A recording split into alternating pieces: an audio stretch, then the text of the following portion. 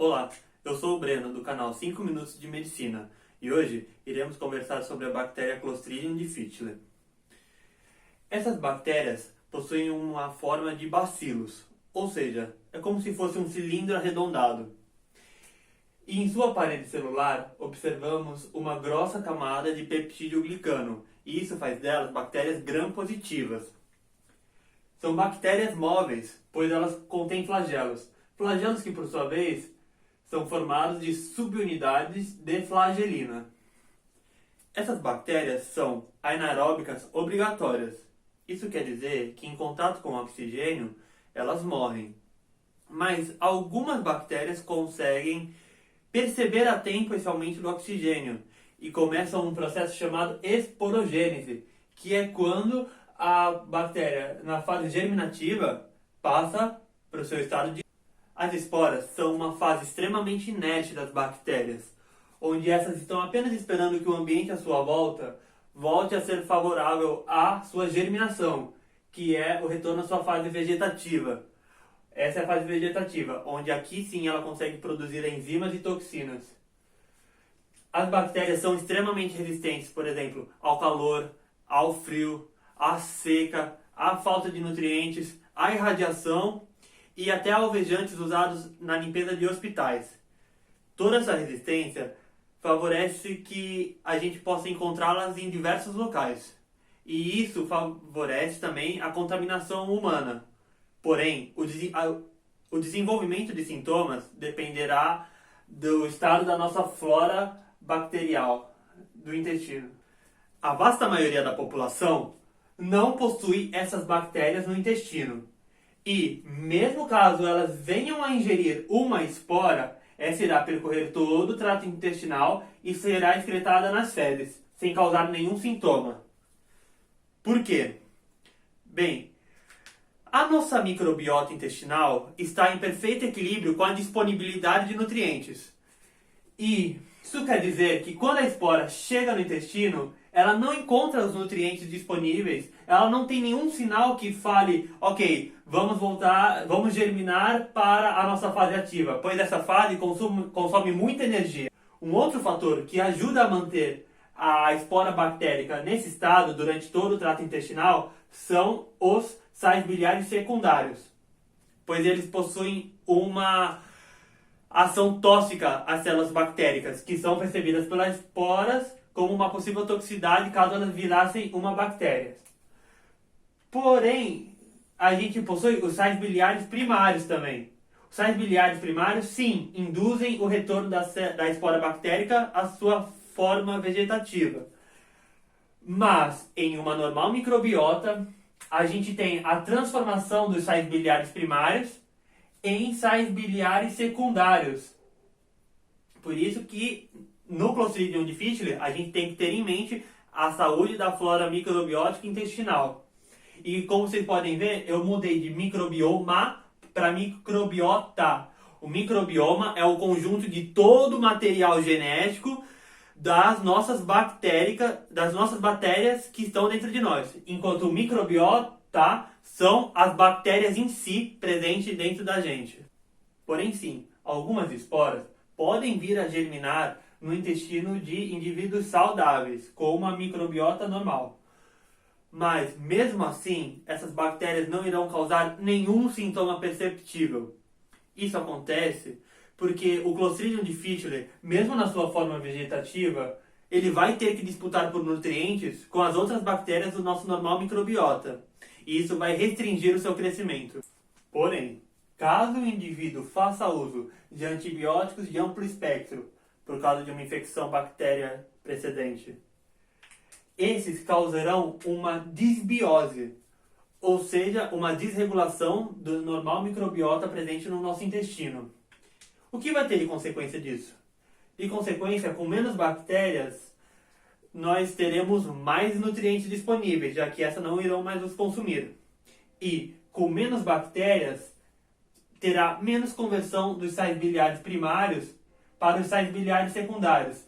De consequência, tem menos efeitos tóxicos para as bactérias e uma maior indução à germinação de esporas. No geral, o que acontece com a espora de Clostridium difficile? Germinam. E elas começam a dominar o microambiente intestinal.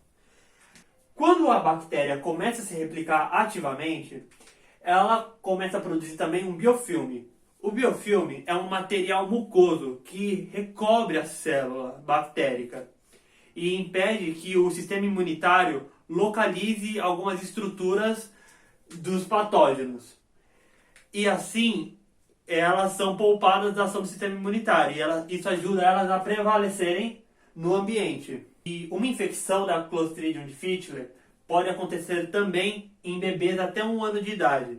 Isso acontece porque a microbiota dos bebês ainda é imatura, em desenvolvimento. E caso uma espora de Clostridium difficile for ali, encontrará um terreno para se germinar. O Clostridium difficile produz uma toxina com um alto peso molecular. Essa toxina possui 4 domínios e cada domínio possui uma função diferente. Um desses domínios se liga a específicos receptores presentes nas membranas das células epiteliais do intestino, ou seja, células ciliatas. Essa ligação induz uma endocitose da toxina dentro de um vacúolo de endocitose.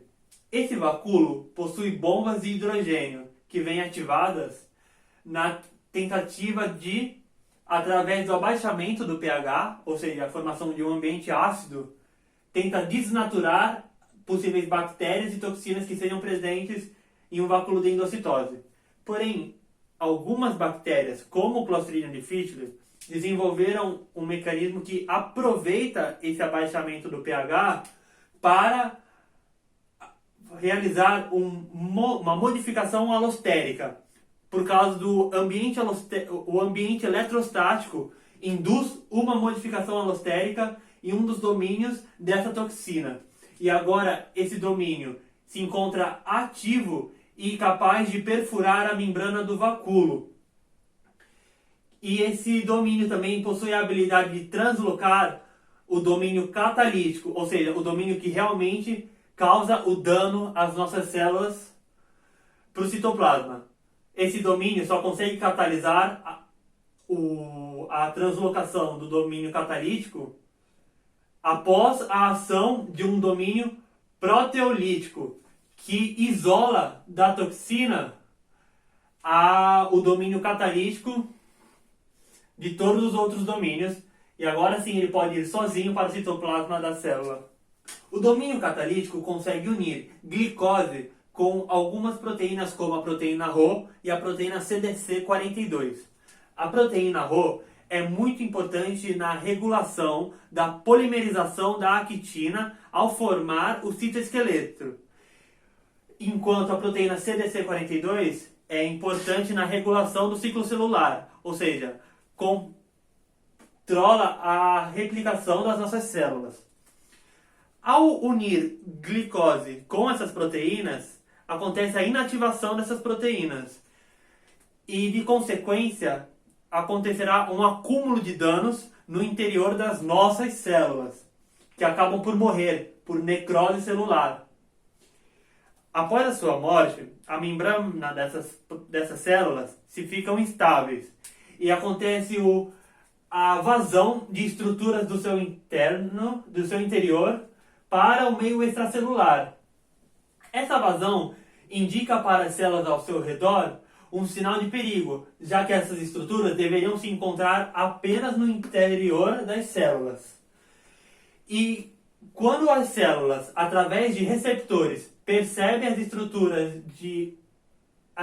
internas de outras células, essas, suspeitando de uma infecção, começam a produzir citoquinas, que induzem um estado fortíssimo de inflamação. Quando essas citoquinas chegam nos vasos sanguíneos do tecido conectivo que está logo abaixo, isso induz uma forte vasodilatação, que favorece uma vazão de células do sistema imunitário e de proteínas do plasma, que essas células do sistema imunitário, agora, na tentativa de matar a bactéria, acabam destruindo todo o sistema epitelial da zona inflamada.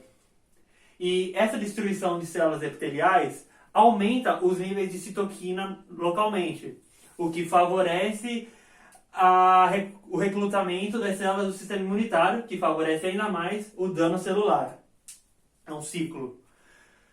Porém, o dano celular causado pelo sistema imunitário não se deve só pela ação da toxina, mas se deve também que, quando o sistema imunitário começa a matar as células bactérias, essas soltam no ambiente as suas próprias estruturas, que são reconhecidas por sensores do sistema imunitário, e esses desenvolvem uma outra resposta imunitária, causando ainda mais dano e morte. Mais um adendo. São células epiteliais, ou seja, uma de suas características é a alta taxa de replicação. E então, quando esse indivíduo for curado do Clostridium difficile, o seu tecido irá se regenerar e ele não terá nenhum dano permanente. Podemos observar também o acúmulo de glóbulos brancos e de células bactéricas mortas sobre essas células epiteliais mortas. Isso favorece a produção de feridas com pus, que é possível serem observadas em uma colonoscopia. No líquido que sai devido à vasodilatação dos vasos sanguíneos do conectivo logo abaixo, também é presente o fibrinogênio. O fibrinogênio, quando chega na zona que possui um alto estado de inflamação, ele produz as redes de fibrina, que é presente isso na cascata de coagulação. Essas redes de fibrina favorecem ainda mais o acúmulo de glóbulos brancos e células bactéricas sobre esse, e promove a união das feridas com pus, formando uma única e longa pseudomembrana sobre o tecido epitelial. Essa pseudomembrana é fortemente aderida ao tecido conectivo que está logo abaixo. Então, uma tentativa de remoção dessa pseudomembrana pode causar hemorragia. O principal sintoma dessa bactéria se deve justamente à vasodilatação, promovida das citoquinas, que por sua vez promove um fluxo de líquido versus o lúmen do intestino. É justamente esse acúmulo de líquido que causa a diarreia. Essa diarreia pode ser leve e ser aquosa, mas também pode ser muito forte, sendo possível observar sangue a olho nu. O Clostridium difficile é a principal causa de morte por diarreia em países mais ricos, enquanto em países pobres, a principal causa de morte por diarreia se deve à Escherichia coli. A diagnose dessa bactéria acontece através da identificação nas fezes de específicas enzimas e toxinas produzidas por essa específica bactéria. Porém, do momento da colheita das fezes até a análise delas em laboratório, tem que se passar a menor quantidade de tempo possível, pois essas enzimas e toxinas se degradam rapidamente quando expostas no ambiente. Uma outra técnica de diagnose é a PCR, que é a Polymerase Chain Reaction. Essa técnica consegue pegar uma quantidade muito pequena de material genético, porque essa célula bactéria contém DNA, que quando morre esse DNA vai parar nas fezes. Porém, pode ser uma quantidade tão pequena que a gente não consiga constatar que está ali. A Polymerase Chain Reaction consegue aumentar exponencialmente essa quantidade de material genético específico dessa bactéria. E assim a gente agora consegue sim constatar que o indivíduo tem Clostridium difficile. O tratamento para Clostridium difficile vai depender da intensidade da diarreia que o indivíduo apresenta. Se ele apresentar uma diarreia leve e aquosa, apenas a suspensão do tratamento antibiótico de amplo espectro que ele usou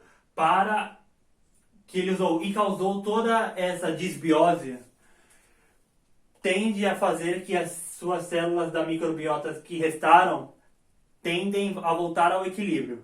Porém, em um indivíduo com uma diarreia muito forte e sanguinolenta, se utiliza os antibióticos vancomitina e metranazidolo. O metranazidolo é um antibiótico específico para células anaeróbicas obrigatórias. Porém, se a gente utiliza mais antibiótico em um indivíduo que já sofreu de disbiose e esse indivíduo foi contaminado da uma espora de Clostridium difficile, é muito provável que assim que a gente suspende o tratamento, ele volte a se contaminar da Clostridium difficile e assim ele se ficará doente de novo. Para evitar isso, se utiliza o transplante fecal de um indivíduo saudável que contém uma microbiota saudável e a introdução de uma fezes saudável no indivíduo com disbiose favorece o retorno ao equilíbrio da microbiota intestinal desse indivíduo doente. Não importa se a diarreia é forte, fraca, se é causada da Clostridium difficile ou de uma outra bactéria ou de um outro patógeno. Se o indivíduo tem diarreia, todo tratamento tem que conter uma intensa reposição de líquidos e sais minerais perdidos na excreção.